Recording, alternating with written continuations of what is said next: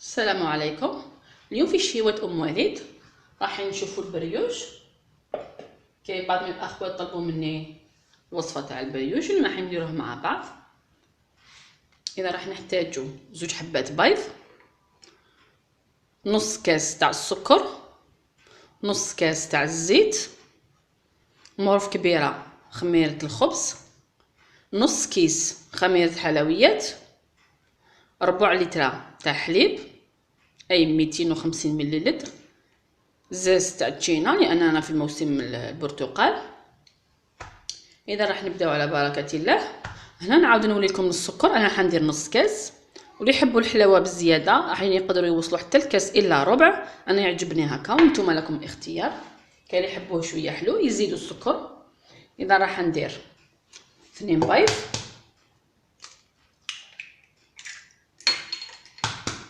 زوج بيضات بهذه الطريقه. راح نزيد لهم السكر،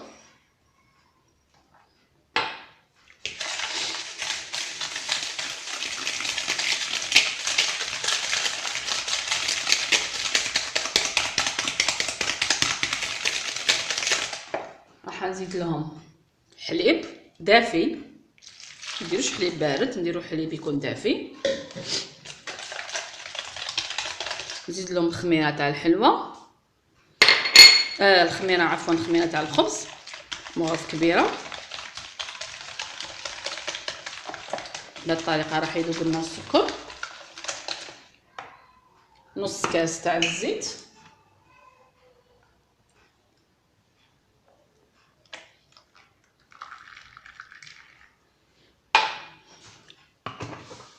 والكاس يرفد 240 مليلتر باش تعرفوا العبر كيفاش.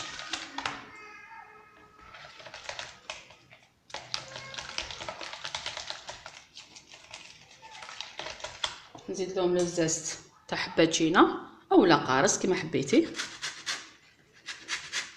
يعني انا في الموسم تاع الحمضيات ما شاء الله راهم بزاف متوفرين، حنا نغتنم الفرصه ونسمو الحلوه تاعنا ولا الخبز ولا اللي حبينا.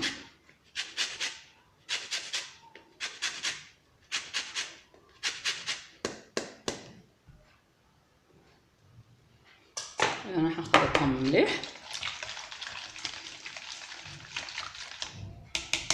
درك راح نبدا نزيد في الخميره تاع الحلوه، هي نص كيس، الكيس فيه 10 غرام. اذا راح نبدا نخلط في العجينه تاعنا. ندير فرينه كما قلت لكم دائما الخميره تاع الحلوه تبع الفرينه، نص كيس، ونبدا نخلط نلمو العجينه تاعنا.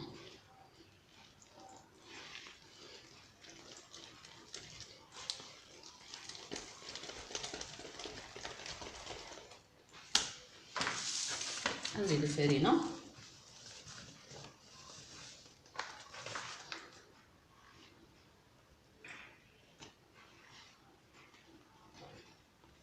يعني هذا البريوش الوصفه تاعو سهله لكن النتيجه تاعو يعني تخرج روعه.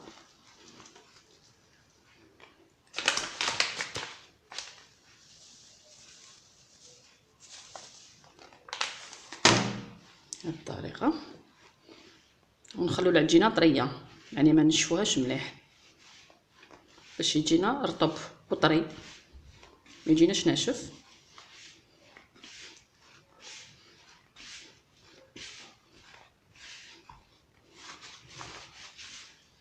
نزيد له شويه،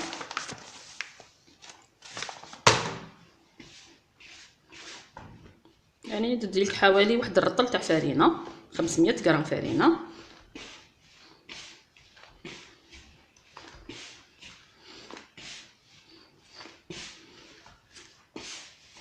اذا ها هي العجينه تاعنا تلمت، لموها فقط وانتي تعجني فيها بهذه الطريقه غير بيد وحده، وخلوها شويه تلصق كما راكي تشوفي بهذه الطريقه.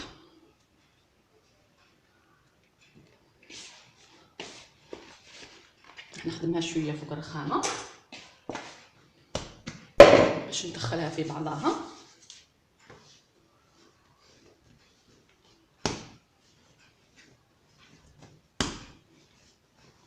ندير شويه تاع الفرينه، حاجه قليله ما نكتروش باش ما تنشفناش.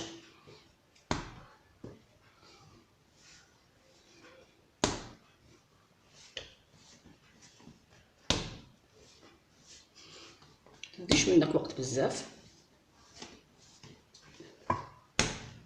اذا الان يكفي عليها هذه العجينه. ها هي العجينه تاعنا، راح نخليها تريح لمده نص ساعه. نغطوها بكيس بلاستيكي ونخلوها تريح، ونرجع لكم فيما بعد. اذا ها هي العجينه تاعي بعد مرور ساعه، هاي تنفخت لنا. شوفوا كيفاش طلعت. الان راح نشكلها بالاستعانه بالزيت. راح نعاون روحنا دايرين بالزيت. راح نعمل كويرات، ندير الزيت في يدي وناخذ كميه بهذه الطريقه. نتوما كيفاش تحبوهم، كبار او صغار، يعني هذا كبر مليح، ونعملهم بهذه الطريقه كما راكم تشوفوا. نعاود لك بهذه الطريقه. نحطهم في السنيوه تاعي. نزيد لكم واحده اخرى قدامكم. اذا نحكموا العجينه، نعملوا كيما المسمن باش يجونا مدورين شابين، وندوروا بهذه الطريقه باش يجونا مسقمين مدورين هكذا. نزيد لكم واحده اخرى باش تعرفوا الطريقه كيفاش. طريقه سهله بهذا الشكل.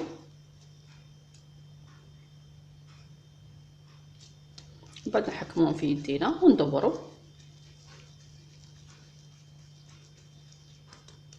هكذا.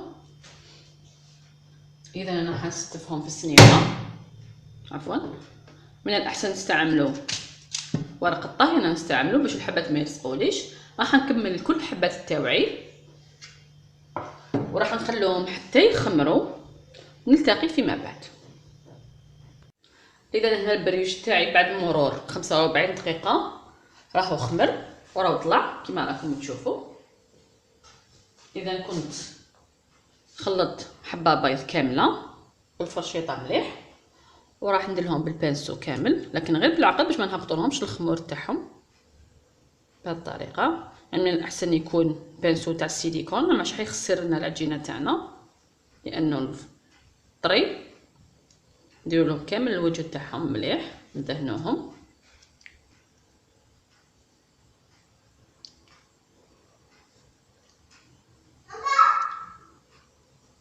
كما راكم تشوفوا. ندهنهم كامل.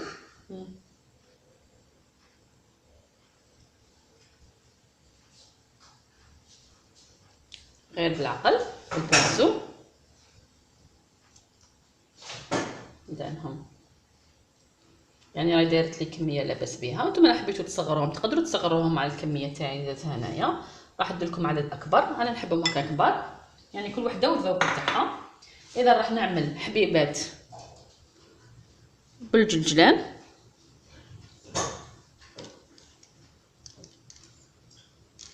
على الوجه، وحبيبات راح ندير لهم السكر كما كنا زمان، بريوش تاع زمان. نديروا له السكر، نديروا له السكر.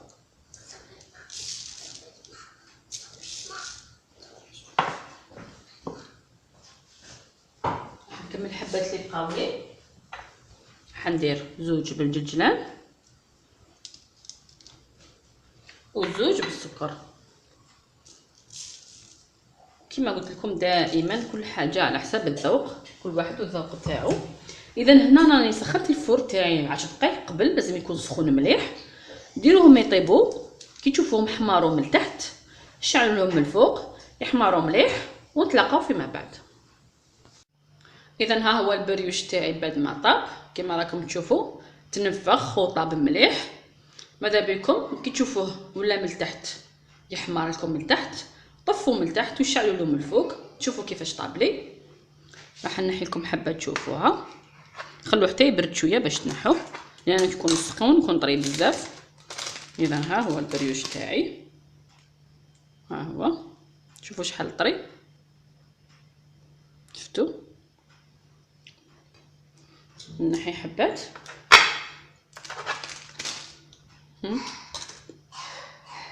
ولا حبيتوه صغير، يعني كل وحده واش تحب،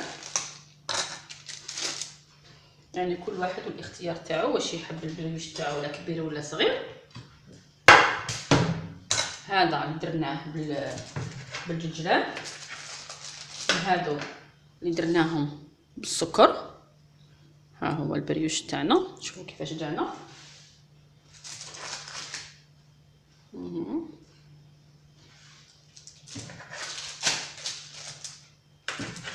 غنحط لكم حبات باش تشوفوه مليح بهذه الطريقه.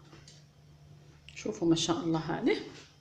لا انا حنفتح لكم حبه باش تشوفوها في الوسط كيفاش جانا، ان شاء الله يعجبكم. ها هو حبه راح نفتحو، شوفوا شحال جا طري. ها هو شوفوا كيفاش جا، شوفوا ها جا كيما القطن. ها هو، ها هو. اذا الى عجبتكم الوصفه تاع اليوم، ما عليكم غير ديروا لي جيم لا فيديو وتشاركوا في قناتي حتى يصلكم الجديد. كما تقدروا تتابعوني على صفحتي على الفيسبوك شهيوات ام وليد. والى اللقاء مع وصفه جديده.